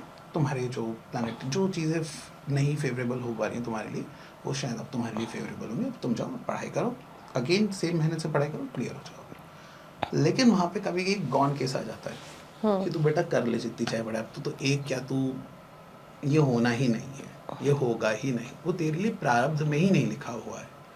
तो वहाँ पर फिर हम उसको मना कर देते, तो वहाँ पे हम रेमेडी भी नहीं देते हैं कि वो कहे कि नहीं सर कुछ रेमेडी दे के ठीक करवा दो। नहीं भाई, हम भगवान के बेसिकली क्लर्क हैं, ठीक है, भगवान ने तुम्हारे लिए क्या लिखा है वो डिसाइड वो करेगा। हम तो बताने वाले क्लर्क है कि भैया रे उसने ये लिख दिया है तो तुमको अब ऐसे ही झेलना पड़ेगा, ये। और ना हम कुछ, कोई ज्योतिष कुछ नहीं चेंज कर सकता है, वो ऑलरेडी चार्ट में लिखा होता है। हमारा काम तो बस इतना होता है कि देखो ये दवाई खा लेना, ठीक हो जाओगे, वरना कोई नहीं चेंज कर सकता प्लैनेट। और कुछ ऐसा भी होता है कि कुछ प्लैनेट्स दूसरे प्लैनेट से ज़्यादा पावरफुल, शक्तिशाली होते हैं, ऐसा भी होता है? कुछ नहीं होता, सबके चार्ट में ये ज़रूर होता है कि सबकी इंडिविजुअल स्ट्रेंथ जो होती है प्लैनेट्स की वो डिफरेंट होती है, different for the different areas of the life. शादी के लिए कोई शायद दूसरा प्लैनेट ज़्यादा पावरफुल होगा, बट करियर के लिए कोई दूसरा प्लैनेट ज़्यादा पावरफुल होगा, तो वो हर एक के चार्ट में अलग होता है। जेनरिक कोई स्टेटमेंट नहीं है इस चीज़ को लेके कि नहीं शनि ही सबसे ज़्यादा स्ट्रांग होता है, राहु ही ज़्यादा, ऐसा कुछ नहीं होता, कुछ भी नहीं। और जैसे हम रेमेडीज की बात कर रहे थे, तो क्या ये मतलब प्लैनेट्स को इन्फ्लुएंस करने के लिए ये तांत्रिक रेमेडीज भी आती है एस्ट्रोलॉजी में? अ, देखो पहली बात तो तांत्रिक का हम मतलब समझते हैं। हाँ। जब भी देवी की कोई पूजा करता है, देवी की पूजा की विधि को तंत्र कहा जाता है। अच्छा, तंत्र का मतलब वो नहीं है कि काला जादू अच्छा, और सिर्फ वो देवी सब। की पूजा होती है तंत्र में? देवी की पूजा को ही तंत्र कहा जाता है। अच्छा। ठीक है, आप कभी भी किसी बुक स्टोर जाइए, वहाँ पे आप देखेंगे कि तंत्र लिखा हुआ है, तो देवी की मूर्ति बनी होगी। अच्छा। अगर उस बुक पे तंत्र की हेडिंग लिखी हुई, that means it is about the worship of Devi. Okay. तो देवी की जो वर्शिप है उसको तंत्र कहते हैं। ओके। तंत्र का मतलब बिल्कुल भी ब्लैक मैजिक नहीं होता है। ओके। ठीक है, बात ये कि उसको बहुत ज़्यादा एसोसिएट कर दिया कि उसकी डेफिनेशन ही पूरे समाज में चेंज हो चुकी है। हाँ, मतलब तंत्र तो लोग उसको काला जादू या दूसरे टाइप की जो रेमेडीज हाँ होती हाँ है ना, हाँ हाँ। उसको क्यों? बोलते हैं। क्योंकि देवी की वर्शिप में दो पार्ट होते हैं, एक होता है राइट हैंड पाथ, एक हम्म। होता है लेफ्ट हैंड पाथ। ठीक है, अच्छा। तो जैसे वामपंथी और दक्षिणपंथी इस तरीके से बोला जाता है। तो उसमें क्या है कि एक वामपंथी जो लेफ्ट हैंडेड साइड है, ये लोग बहुत तामसिक पूजा करते हैं। अब पूजा भी सात्विक भी होती है, राजसिक भी होती है, तामसिक भी होती है। ठीक है, तो ये तामसिक पूजा करते हैं। तामसिक पूजा में इस तरीके की चीज़ें होती हैं कि हम दूसरे को कैसे हार्म भी कर सकते हैं, अपने दुश्मन को कैसे कर सकते हैं। सात्विक में भी होती हैं ये सब चीज़ें। तो सात्विक पूजा भी होती हैं जिससे मैं दूसरे का हार्म कर सकूँ, हाँ। अपने दुश्मनों का नाश कर सकूँ, ये सब। ठीक है, मैं किसी लड़की को बहुत पसंद करता हूँ, प्रेम करता हूँ, तो मैं उसको आकर्षित कर सकूँ या वो सब कर सकूँ, ये सब सात्विक में भी होता है। ऐसा कुछ नहीं कि तामसिक में होता है। बट वो बहुत सारे तामसिक में क्या है कि लेफ्ट हैंड में उनको रिजल्ट बहुत जल्दी मिलते हैं, लेफ्ट हैंड पाथ में। तो इसलिए बहुत सारे जो तांत्रिक लोग हैं वो अपने क्लाइंट्स को जल्द से जल्द रिजल्ट दिलवाने के लिए तामसिक पूजा करते हैं। तो अगर वो तामसिक पूजा करेगा, हाथ में एकदम हड्डी वड्डी और ये शेर का नाखून और ये चील का जीभ लेके बैठेगा, तो लगेगा कि यार ये तो तांत्रिक है। ठीक है, तो इस वजह से वहाँ से इमेज जो होती है वो पूरी चेंज हो जाती है, परसेप्शन चेंज हो जाता है। परसेप्शन चेंज हो जाता है, क्योंकि वो पूजा बस ये कि जल्दी रिजल्ट देती है, इस वजह से बोला जाता है। अदरवाइज देर आर मंत्र जो तांत्रिक मंत्र होते हैं। तांत्रिक मंत्र अगेन ब्लैक मैजिक से कोई रिलेशन नहीं है। अच्छा। ठीक है, तो अगर जैसे किसी देवी का मंत्र है तो एक वैदिक मंत्र होता है, एक पौराणिक मंत्र होता है और एक तांत्रिक मंत्र होता है। तो वैदिक मंत्र अलग होते हैं, पौराणिक मंत्र अलग होते हैं और तांत्रिक मंत्र अलग होते हैं। ठीक है, तो इस तरीके से ये तांत्रिक बोले की चीज़ है। ओके, तो जैसे कि हम बात कर रहे थे, अब जब हम एस्ट्रोलॉजी की बात करते हैं तो एस्ट्रोलॉजी में आई थिंक सबसे ज़्यादा यूज़ की जाती है मैच मेकिंग में, है ना? लोग अपने लाइफ प्रॉब्लम्स के लिए तो आते ही है, पर हमारे हिंदू कल्चर में मैच मेकिंग को बहुत ज़्यादा इम्पोर्टेंस दी है। आज की डेट में कम हो गई है, but usually it has its own importance. तो what role matchmaking play in astrology? Kundli right, वो होती क्या है? कुंडली मिलान बोलते हैं हाँ, इसको। कुंडली मिलान और गुनाज, ये सब क्या होते हैं? देखो बात ये है कि पहली बात तो कुंडली एस्ट्रोलॉजी, कुंडली मिलान, ये सब ना नॉर्मल लोगों के लिए था ही नहीं। अच्छा, किसके कभी लिए था? नहीं था ये। आज से क्या मुझे बता सकते हो कि भाई मेरे ही माँ बाप के टाइम्स नहीं पता है। कितने लोग हैं जो हमारे मम्मी पापा के एज के, उनका नहीं पता हाँ, कब पैदा हुए हैं, हाँ, वो डेट ऑफ बर्थ तक क्लियर नहीं है उन लोगों की। ठीक है, लेकिन आप जाओगे हरिवंश राय बच्चन का पूछिए, हरिवंश राय बच्चन को पता है कि अमिताभ बच्चन कब पैदा हुए।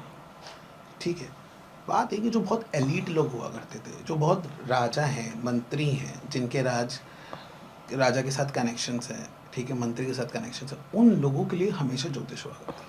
ओके। तो पहले भी ज़माने में जब राजा होता था वो एक ज्योतिष को पालता था कि भाई तुमको कहीं पे कोई फीस लेने की ज़रूरत नहीं है, I will sponsor your all living and I will take off your cost and you will be like a mantri in my court. ठीक है, एंड तो अब जो कोर्ट में वो मंत्री है वो सिर्फ राजा को दिखता है कि अच्छा राजा का बेटा पैदा हुआ है तो इससे क्या फ़र्क पड़ेगा। अब वहाँ किसान का एक बच्चा पैदा हुआ है, होके मर गए, उसकी शादी और शादी में तलाक हो गई, किसी को क्या फ़र्क पड़ेगा। लेकिन राजा के बच्चे की शादी खराब हो गई, वो जाके सुसाइड कर लेता है, तो पूरी प्रजा पे फ़र्क पड़ेगा। इसलिए राजा और मिनिस्टर्स की ही कुंडलियाँ पहले के ज़माने में देखी जाती थी। कभी नहीं मिलेगा कि ये चुन्नू सा लड़का पैदा हुआ था। आप कभी देखिए महाभारत में जाइए, मेरे को देख के बताइए एकलव्य किस दिन पैदा हुआ था, लिखा हो उसके बारे में कोई वर्णन, नहीं मिलेगा आपको। लेकिन सबका मिलेगा फलाने नक्षत्र में युधिष्ठिर पैदा हुआ, इस वाले दिन दुर्योधन पैदा हुआ, सबका मिलेगा। लेकिन एकलव्य के बारे में कुछ नहीं है क्योंकि ट्राइबल है, उसकी इम्पोर्टेंस ही नहीं है कि भाई तुम्हारे थ्रू प्रजा पे कोई फ़र्क नहीं पड़ेगा, तो प्रजा वॉज मेन। इसी तरीके से अब ये अब आते जाएँ तो जब 1950s के बाद इतना लोगों को ज्ञान हुआ धीमे धीमे किताबों के थ्रू, अब इंटरनेट के थ्रू लोगों को ज्ञान हो रहा है, तो एवरीवन इज़ लाइक कि नहीं हमको भी कराना है। तो हाँ, इम्पॉर्टेंट अब आपकी लाइफ के लिए भी है, ऐसा नहीं कि नहीं है, लेकिन ये स्टार्ट वैसे ही हुआ था। तो अगर आप आज मैच मेकिंग के बारे में बात करते हैं, तो आप जो मैच मेकिंग फॉलो कर रहे हैं आज के टाइम में, स्पेशली 36 गुण वाली, ये कम्प्लीटली यूजलेस है, कम्प्लीटली यूजलेस है। बात यह है कि ये जो सिस्टम है ऑलरेडी ये बहुत पुराना सिस्टम है, 800-900 साल पुराना सिस्टम है। मैच मेकिंग आज से 1000 साल पहले होती भी नहीं थी, ठीक है, होती थी लेकिन बहुत ही स्मॉल पैरामीटर पे होती थी। फिर ये 36 गुणों वाला सिस्टम जो 800-900 साल पुराना सिस्टम है, राजाओं के लिए यूज़ किया गया, उस टाइम पर यूज़ किया गया, एरा वो अलग थी। आज के टाइम में वो एरा गलत, वो एरा है ही नहीं। तो जब वो एरा नहीं है तो वो सिस्टम भी आज के टाइम में एप्लीकेबल नहीं है। 36 गुण वाला जो सिस्टम है वो इतना ज़्यादा यूज़लेस है कि अगर आप मान के चलिए 1 अगस्त को पैदा होते हैं, ठीक है, और लड़का जो है वो 1 नवंबर को पैदा होता है फॉर एन एग्जांपल, तो भारत में जितनी भी लड़कियां 1 अगस्त को पैदा होंगी और जितने भी लड़के 1 नवंबर को पैदा होंगे पूरे भारत में, उन सब की कुंडलियाँ का जो गुण मिलान आएगा वो एक ही आएगा। तो इसका मतलब अगर मान के चलते हैं मैं हूँ, मेरा लवर है, ठीक है, हम दोनों की कुंडली नहीं मिल रही है और हमें 36 में से 5 गुण मिलते हैं, 6 गुण मिलते हैं, मान के चलते हैं। तो अगर मेरा लवर 26 जून को पैदा हुआ है 1995 फॉर एन एग्जांपल, तो पूरे भारतवर्ष में जितनी भी लड़कियां 26 जून 1995 को पैदा होंगी सबके साथ मेरे गुण 6 ही मिलेंगे। तो इसका मतलब ये अगर 10,000 लड़कियां पैदा होंगी तो मैं 10,000 लड़कियों के साथ इनकम्पैटिबल हूँ, और इतना बुरा व्यक्ति हूँ मैं। ये कहीं से भी ना सेंस बनाता ही नहीं है, ठीक है। इसलिए जो इवन अच्छे, आई एम टॉकिंग अबाउट अच्छे एस्ट्रोलॉजर फ्रॉम माय पर्सपेक्टिव, वो गुण मिलान सिस्टम को फॉलो करते ही नहीं है। वो बोलते हैं गाँव में करो जाके, जहाँ पे लड़की का कोई ओपिनियन नहीं है, जहाँ पे लड़की का कोई मत नहीं है, वहाँ पे सिर्फ इट्स लाइक अ मैरिज करा दी, अब तुम्हें पति प्यार करे तो तुम्हारा, मारे पीटे तो तुम्हारा, तुम्हें शादी छोड़नी, 2 लोग जिंदा रह पाए इसके लिए 36 गुण है। कितना एक दूसरे से प्रेम करेंगे वो नहीं है। तो इसलिए गांव देहातों में करनी है तो कर सकते हैं, लेकिन अब तुम शहरों में आ जाओ और तुम पढ़ी लिखी लड़कियों की मैच मेकिंग कर रहे हो 36 गुण के बेसिस पे, तुम नहीं कर सकते। ये बहुत यूजलेस सिस्टम है, इसको डिस्कार्ड करना चाहिए, इसको फॉलो करना ही नहीं चाहिए। और ऑलरेडी बहुत सारे अच्छे एस्ट्रोलॉजर्स हैं जो जिन्होंने एक्चुअली गुरु शिष्य परंपरा में जिन्होंने फॉलो करा है, वो कभी फॉलो नहीं करते इसको। ओके, और ये मैच मेकिंग में गुणांश होते क्या है? ये किस टाइप की कंपैटिबिलिटी मैच होती है? इसमें कोई तरीके की कंपैटिबिलिटी मैच होती ही नहीं है। वही मैं आपको बात कर रहा हूँ, ये कंपैटिबिलिटी का पैरामीटर ही नहीं है। ये तो बना दिया गया है कि ये पैरामीटर है, उसमें कोई लेना देना नहीं है कंपैटिबिलिटी का। तो किस चीज़ के लिए, मतलब किस टाइप की, कुछ तो मैच करने के लिए उस टाइम पे भी यूज़ की जाती होगी इसको? उस टाइम यूज़ करी जाती थी कि 2 लोग पहली बात तो जिंदा रहे और बच्चा हो पाए। अच्छा, बस इतनी ही इम्पोर्टेंस थी उसकी। तब भी ये नहीं था कि अरे कितना प्रेम करेंगे एक दूसरे से या फला फला फला। हालांकि आज उसके पार्ट्स हैं कि एक अफेक्शन का पार्ट है, गृह मैत्री है, भकूट है, नाड़ी है, गण है, योनि है। तो योनि रिप्रेजेंट्स द सेक्सुअल कंपैटिबिलिटी, गृह मैत्री रिप्रेजेंट्स कि आपकी कितनी इमोशनल कंपैटिबिलिटी रहेगी, ठीक है। भकूट रिप्रेजेंट्स आपके बीच में प्यार कितना रहेगा, ठीक है। नाड़ी रिप्रेजेंट्स कि आपके बच्चे हो पाएंगे कि नहीं हो पाएंगे। ओके। तो नाड़ी को सबसे ज्यादा पॉइंट्स दे कि 8 पॉइंट्स देंगे कि बच्चे इज मोर इम्पोर्टेंट। अच्छा, कंपैटिबिलिटी इज नॉट इम्पोर्टेंट, बच्चा है होना इज मोर इम्पोर्टेंट। क्यों? क्योंकि आज से 800-900 साल पहले आईवीएफ नहीं था, चीजें नहीं थी। और राजा का बच्चा होना बहुत जरूरी है। राजा का बच्चा नहीं होगा तो वंश कौन संभालेगा, राज्य कौन संभालेगा। तो अगर नाड़ी दोष निकल आया करता तो वो मना कर देते कि नहीं ये शादी नहीं करेंगे हम, क्योंकि गुण नहीं मिल रहे हैं। नाड़ी is very important in this, क्योंकि राजा का बच्चा नहीं होगा तो पॉइंट क्या है फिर, इस लड़की से हम शादी क्यों करें? क्योंकि उस समय शादी इसलिए करी जाती थी, प्यार की वजह से थोड़ी ना शादी होती थी कि अच्छा मेरे को एक रानी से बच्चा नहीं हो रहा है, चलो ठीक है दूसरी रानी लेके आते हैं, वहाँ से बच्चा करेंगे। बच्चा करना वॉज मोर इम्पोर्टेंट। क्या आज बच्चा करना इम्पोर्टेंट है? तो आज लोग कंपैटिबिलिटी को ज़्यादा मायने देते हैं, इसलिए वो इनवैलिड है। Okay, and what are the most common questions जो या problems couples come up with your astrologer, क्या रहते हैं उनके most common questions when they come for astrology most common advice? question is always the relationship, because relationship is the most uncertain thing, and is the only thing in your life which decides the 80% happiness in your life. Yes. If you are in a good marriage, you will feel happy in every sense. If you are not in a good marriage, doesn't matter how much money you are making, you will always feel deprived, and you will always feel कि मेरी जिंदगी खराब है. तो इसलिए that is the most important decision of the life, and that is the most uncertain decision of the life as well. तो सबसे ज़्यादा रिलेशनशिप ही आता है, और कुछ नहीं. Shanti and the relationship. और एस्ट्रोलॉजी से ये ठीक किया जा सकता है, let's say two people are not happy from a very long time, and वो आते हैं एस्ट्रोलॉजर के पास एडवाइस के लिए, तो कितना एस्ट्रोलॉजी उसमें रोल प्ले करती नहीं है कर कि सकती. To fix the marriage? Astrologer देखो ऐसा है, काम करने से पहले आप मुझसे गाइडेंस लो. ठीक है, ये नहीं कि तुमने खेत में बुआई कर दिया, अब उसके बाद फसल तुम्हारी उग नहीं रही है तो तुमको आके ठीक कर दे. पर लोग तो एस्ट्रोलॉजी यूज करते हैं रिलेशनशिप्स के लिए. करते लेट्स हैं. Talk about relationship in astrology. हाँ, तो बहुत ही कम चांसेस होते हैं जिसमें कि दो लोगों के बीच में लड़ाई चल रही है, एस्ट्रोलॉजी आपने रेमेडीज ले ली और चीज़ें ठीक हो गई.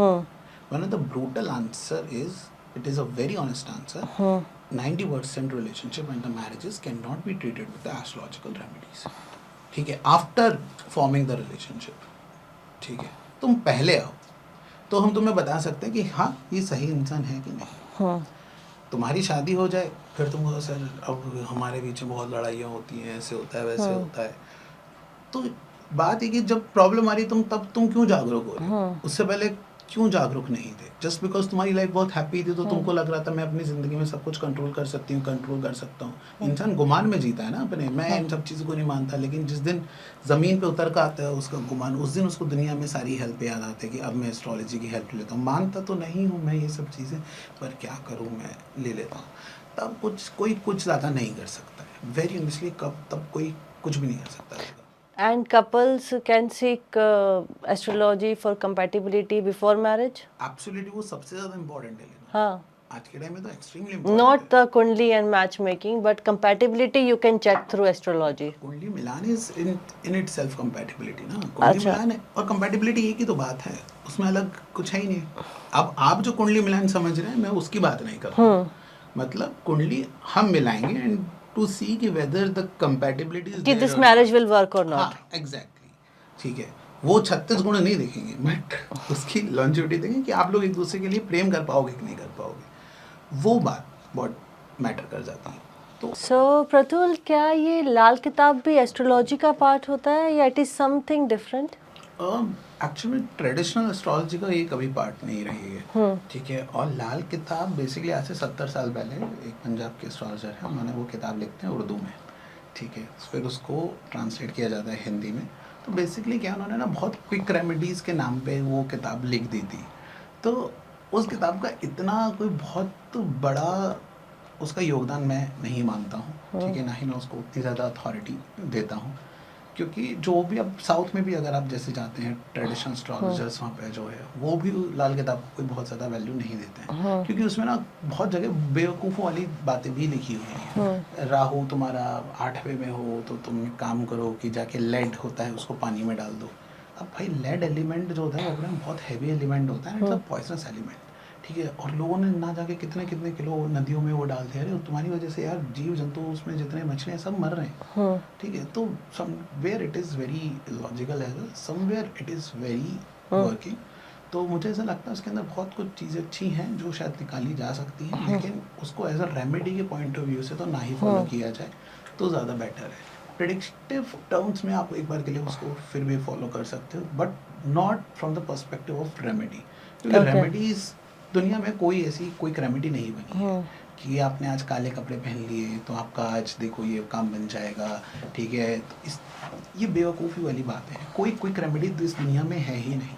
ठीक है, पर ना आप एक बात बताइए, ऋषि पागल नहीं है ना, वरना ऋषि पागल नहीं है, ऋषि बेवकूफ़ नहीं है. उन्होंने शास्त्रों के अंदर इतनी बड़ी बड़ी रेमेडीज़ लिखी हैं, तो वो एक श्लोक लिखते और छोटी छोटी रेमेडीज़ भी लिख देते, एक चैप्टर और लगाते वो भी लिख देते. वो बेवकूफ़ थे जो इतनी बड़ी बड़ी रेमेडीज़ लिख रहे थे. उन्होंने बोला कि नहीं तुम इस मंत्र का जाप करो, नहीं इसका ये करो. क्यों लिख रहे हैं? उस व्यक्ति को क्या दिक्कत थी?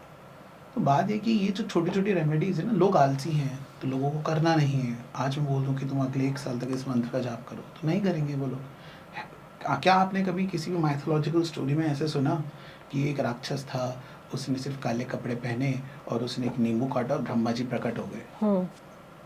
भाई राक्षसों को भी तप करना पड़ा, उन्होंने भी हजारों साल तक मंत्रों का जाप किया, तब जाके ब्रह्मा प्रकट हो रहे हैं।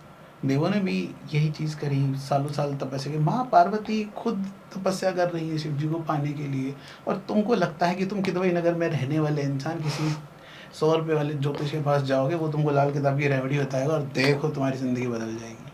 किसको बेवकूफ बना रहे हो? या खुद भगवान तपस्या कर रहे हैं। तो मुझे बहुत स्टूपिड लगता है, मुझे बहुत बड़ी स्टूपिडिटी लगती है कि any easy remedy, whether it is Lal Kitab, whether जो आजकल चल रहा है कि स्विच वर्ड्स चल गए हैं कि आप ये बोलो तो देखो आपके पास लक्ष्मी हाँ, कैसे कुछ बरसेगी। लिख लो, कुछ बोल लो, हाँ, क्या है, हाथ पे 8 मनी डायमंड मनी ले लो। अट्रैक्ट करने के लिए बहुत ज्यादा चल रहा है। हाँ, मनी अट्रैक्ट। मुझे एक बात बताओ, फॉर एन कि एग्जांपल, मतलब कि why this is all spreading also like this so much? क्योंकि लोग पता है क्या चाहते हैं, इजी रेमेडीज चाहते हैं।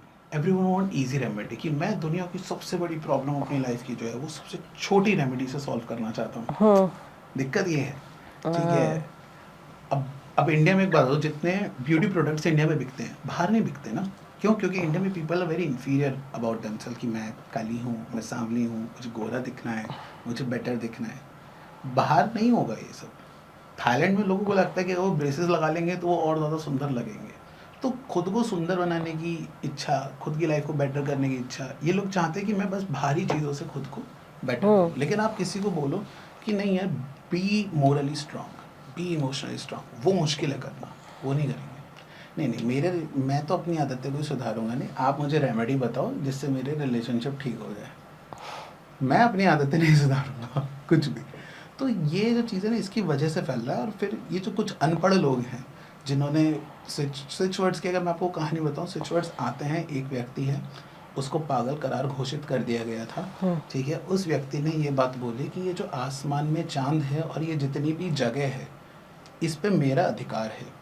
और उसने उस पूरे गैलेक्सी को अपना एक स्टेट यानी कि एक नेशन घोषित कर दिया। उसने उसका झंडा भी बनवाया, उसने उसका कॉन्स्टिट्यूशन भी बनवाया, और उसने यूएन में एप्लीकेशन भी दे दी कि आप मुझे रिकॉग्नाइज करो, ठीक है। और उसने बोला कि आज के बाद आप कोई भी एस्ट्रोनॉट्स नहीं भेजोगे मेरे देश के अंदर, ठीक है। और अगर वो एस्ट्रोनॉट्स भेजोगे तो उनको मेरे गैलेक्टिक नेशन से उनको पासपोर्ट लेना पड़ेगा। He was that idiotic person. UN ने आज तक उसके किसी मैसेज का रिप्लाई तक नहीं किया है। उस व्यक्ति ने किताब लिखी थी स्विच वर्ड्स के ऊपर, जो आजकल ये सभी अनपढ़ फॉलो करते हैं। So this is the source of the switch words. But people, why people are getting like, जो स्प्रेड कर रहे हैं तो उनके जो क्लाइंट्स है वो तो यही देते हैं। यार ये ना सब प्लेसिबो इफेक्ट है। Placebo effect, great. ठीक है, मैंने आज आपको बोला कि देखो आज आपको सारे खर्चे पैसे मिल जाएंगे। आज आपका पता चला मिंत्रा से रिफंड के पैसे आ गए, अरे पैसे आ गए, पैसे आ गए, पैसे आ गए मेरे। ये सब वो चीज़ है। हमारे ऑडियंस को बताइए प्लेसिबो इफेक्ट क्या है, मेरे को तो पता है, इनको बताइए। प्लेसिबो इफेक्ट बेसिकली ये कि जब आपको ऐसा लगता है, जैसे मैं आज आपको बोलता हूँ कि देखना आज आपका जाके एक्सीडेंट होगा, ठीक है, तो आप पूरे दिन इस बात को नोट करते रहोगे, एक्सीडेंट होगा, एक्सीडेंट होगा, एक्सीडेंट होगा। तो कहीं पे अगर अब आपके नाखून में हल्का सा लग भी गया कि सीढ़ी चढ़ते वक्त अरे एक्सीडेंट हो गया, फॉर एन एग्जाम्पल लेते हैं कि अगर हाथी के बारे में मत सोचना बिल्कुल भी, ठीक है, लेकिन दिमाग में अब हाथी आएगा ना, this is called the placebo effect, that I am inducing something in your mind which will you think, forcibly think। और अब तुम पूरे दिन जाके हाथी देखोगे। किसी दिन देखना, जैसे कभी आप गाड़ी खरीदते हो ना, फॉर एन एग्जाम्पल अगर आपने स्विफ्ट गाड़ी खरीदी है, तो जब आप रोड पे निकलोगे स्विफ्ट गाड़ी खरीदने के बाद आपको सब जगह अरे इसके पास भी स्विफ्ट है, इसके पास भी स्विफ्ट है, इसके पास भी स्विफ्ट है, you will start notice. What you're thinking, you're attracting. You are not attracting. This is the stupidity Then? ना, that you think that you are attracting. No, you are not attracting. भाई पहले भी Swift उतनी ही थी। It was just you were avoidant. तुम देखते ही नहीं थे उस चीज को। अब तुम्हारे दिमाग में वो चीज बैठ गई है। You know about the swift now. You notice everywhere. Okay. So you are thinking that's why you are more focusing on that. अब इसको दूसरे तरीके से बताया जा सकता है कि देखो अब मैंने आपको स्विच वर्ड दिया स्विफ्ट, तो नाउ अब आप हर जगह जाते हो तो आपको क्या दिखाई देता है? स्विफ्ट। तो पर्सन सोचता है oh I am attracting swift in my life. वाह, बहुत बढ़िया। ऐसे तो मेरी मम्मी रोज मेरे को बोलते हैं कड़ी खाए, तो मैं रोज कड़ी ही खाता रहता हूँ फिर, है ना। अरे And इतना इजी है मैनिफेस्ट करना, तो who is stopping you? Go and manifest every day. करो जाके, मैं अंबानी मुझे अडॉप्ट कर ले, अंबानी मुझे अडॉप्ट कर ले, कर लो मैनिफेस्ट, हो गए क्या मैनिफेस्ट? manifest करो but do the actions as well. नहीं कर पाएंगे, और हर चीज़ मैनिफेस्ट नहीं करी जा सकती है, ठीक है। इलॉजिकल चीज़ें मैनिफेस्ट करने पहुंच जाते हैं लोग, बेवकूफ़ी है। और what is the role of numerology in astrology? Numerology दुनिया की सबसे सड़क छाप अगर कोई चीज़ हो सकती है तो न्यूमरोलॉजी है। न्यूमरोलॉजी बेसिकली एक एस्ट्रोलॉजर थे, आयरलैंड के एस्ट्रोलॉजर थे, तो वो इंडिया आते हैं, इंडिया आके वो पामिस्ट्री सीखते हैं, ठीक है। फिर वो इजिप्ट जाते हैं, तो वहाँ पे वो कबाला वगैरह थोड़ा बहुत सीखते हैं। फिर उन्होंने ये इंडिया में पामिस्ट्री, कबाला, और उन्होंने एक ट्राइबल डिविनेशंस फॉर्म्स जो है उन्होंने वो और सारी सीखी, और उन्होंने सबका एक खिचड़ी बनाया। खिचड़ी बना के उन्होंने एक किताब निकाली न्यूमरोलॉजी के ऊपर। वो किताब उनकी इंडिया में भी बहुत फेमस हुई, ठीक है, 1930s 40s के टाइम पे। और फिर वो हॉलीवुड जाते हैं, और हॉलीवुड में बहुत सारे स्टार्स को बेसिकली वो उनका हाथ देख के प्रेडिक्शन देते हैं। लेकिन वो फेमस हो गए हाथ से देख के प्रेडिक्शन देना, क्योंकि उन्होंने इंडिया में महाराष्ट्र में किसी एक ब्राह्मण फैमिली से उन्होंने हाथ देखना सीखा था, क्योंकि उन्होंने बहुत ऑथेंटिक तरीके से सीखा, तो उनको विद्या मिली। उन्होंने जाके हॉलीवुड में अपने बहुत सारे क्लाइंट्स बनाए। फिर जब वो इतने फेमस हो गए तो उन्होंने किताब निकाल दी न्यूमरोलॉजी के ऊपर, और अपनी सारी खिचड़ी मिक्स करके उसमें रख दी उन्होंने, कि कबाला वबाला ये सब मिक्स विक्स करके उसमें उन्होंने कह दिया कि ये वाला नंबर जो होता है, ये वाला प्लैनेट होता है, ये वाला नंबर इस प्लैनेट को रिप्रेजेंट करता है, 4 नंबर राहु को रिप्रेजेंट करता है, 9 नंबर मार्स को रिप्रेजेंट करता है। But the actual fact is 9 number कबाला के अंदर इतना ज़्यादा सेक्रेड माना जाता है कि उन्होंने किसी प्लैनेट से उसको एसोसिएट किया ही नहीं है। ये चीरों से जिन्होंने सबसे पहले इसको कर दिया, इसके बाद बेवकूफ़ों की तरह पूरी दुनिया फॉलो कर रही है। इंडिया में तो वैसे भी ट्रेंड है ना फॉलो करने का। What about tarot card? Tarot cards basically they also come from the Egypt, उनका जो सोर्स है वहाँ वहीं रहता है। तो tarot card is somewhere still far better than the numerology, ठीक है। But tarot card is a prashna system. If you have a very small questions जो बहुत शॉर्ट पीरियड ऑफ टाइम में बताए जा सकते हैं, कि यार आज मैं इंटरव्यू देने जा रही हूँ, तुझे लगता है निकलेगा वो, तो okay you do the tarot card and you, ठीक है। लेकिन ये रोज रोज पूछने आ जाओ तुम, क्योंकि टैरो कार्ड में भी जो ट्रेडिशनल टैरो कार्ड है, अगर उसकी भी आप रूल्स देखेंगे कि 1 से 1.5 महीने तक तो शक्ल भी नहीं दिखानी होती है दोबारा एक बार क्वेश्चन पूछने के बाद। ऐसा नहीं कि रोज रोज उठ के आगे मैम आज मेरी करंट फीलिंग्स बता दीजिए प्लीज़, तो ऐसा नहीं होता है। तो ये जितना आप और टैरो को यूज़ करोगे वो इस प्रश्न सिस्टम है। प्रश्न सिस्टम वैदिक एस्ट्रोलॉजी के अंदर भी ये कहा जाता है 3 से 4 महीने में एक बार प्रश्न पूछिए, रोज रोज उठ के नहीं आया जाता है। लेकिन अब इसको अब्यूज़ कर दिया गया। टैरो एक्चुअल में it is a very good divination system, ठीक है, इट रियली वर्क्स। ऐसा नहीं है, मैंने खुद बहुत सारे ऐसे टैरो रीडर्स हैं जिनके साथ मैंने बैठ के इवन एक फ्रेंडली मैचेस किए हैं, कि ठीक है हम 10 प्रेडिक्शन करेंगे, देखते हैं किसके कितने साइज आते हैं। तो शी स्कोर 10/10, आई स्कोर 10/10, ठीक है। तो ऐसा कुछ नहीं है कि वो टैरो काम नहीं करता, बट द थिंग इज़ कि पर्सन शुड भी, उनको अच्छे से आना चाहिए। ऐसा नहीं कि यूडेमी पे आपने 250 रुपये का कोर्स लिया और आपने पूरी टैरो सीख लिया। तो आपको ट्रेडिशनल टैरो के बारे में पता होना चाहिए। और टैरो की भी बात करते हैं तो ये भी आज से 70 साल पहले ही कार्ड्स निकाले हैं, किसी एक कपल थे उन्होंने वो कार्ड्स को ईजाद किया था। तो ये इसका सिस्टम है कि आप यूज़ करिए बट इन अ लिमिट। अब बहुत अब्यूज़ कर दिया गया है सभी चीज़ों को, तो इसलिए टैरो की इमेज भी बहुत ज़्यादा ख़राब होती जा रही है। Before ending our session, one more question about 2025 this year. The bad events, हर जगह it's happening है ना, either it's a flight crash or someone celebrities death. तो ये जानना चाहिए क्या इसका एस्ट्रोलॉजी से कुछ लेना देना है इस ईयर का, बिकॉज ये मार्स का है या इसका नंबर है। जैसे किसी को अभी हमारे एक बहुत ही फेमस सेलिब्रिटी की डेथ हुई, बोलते हैं वो एक पॉडकास्ट पे गए थे, उन्होंने प्रेडिक्ट भी किया था कि सडन कुछ हो सकता है। How accurate are this things? So tell me one celebrity, जब किसी भी ईयर में कोई सेलिब्रिटी ना मरा हो, एक भी ऐसा साल मुझे बताए कि जब ना हुआ। हर साल कहीं ना कहीं एक्सीडेंट होता है, हर साल कहीं ना कहीं किसी ना किसी देश के ऊपर कोई ना कोई देश वॉर कर देता है, ठीक है। जस्ट बिकॉज इंडिया पाकिस्तान आपस में लड़ गए, एक एयर क्रैश हो गया, तो आपको लगता है कि oh this year is very violent. क्यों भाई? यूक्रेन के ऊपर वॉर चल रहा है, क्या वो वायलेंट नहीं है? सीरिया के ऊपर वॉर चल रहा है इतने सालों से, क्या वो वायलेंट नहीं है? तो बेसिकली बात यह है कि आप किसी एक पर्टिकुलर इंसिडेंट को उठा के अपने फेवर में इस तरीके से मोल्ड करते हो कि आपका धंधा चल पाए। ये बहुत ही कॉमन सेंस वाली बात है। कितने प्लेन क्रैश ऐसे हो चुके हैं, कितने हैं कि वो चाइना से एक प्लेन निकला था, आज तक उसके बारे में पता नहीं पड़ा है कि उसके लोग जिंदा हैं, मर गए हैं, प्लेन के इवन डेब्रिस भी उसका नहीं मिला है किसी को भी। तो उसके बारे में क्या वो साल खराब हो जाएगा? तो 2025 इंडिया के लिए तो है नहीं, सभी और देशों के लिए भी है, तो सबके लिए खराब होना चाहिए।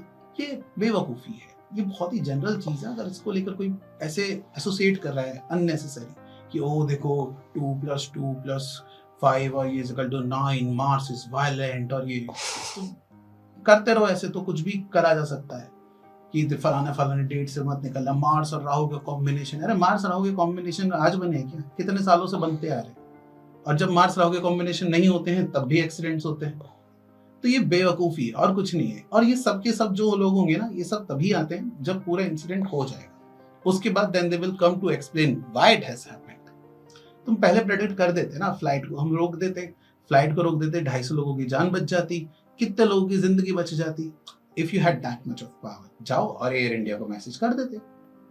So thank you so much, Prathul, for joining us today on our show and giving us so much of information about fake astrology, relationships, matchmaking, and much more.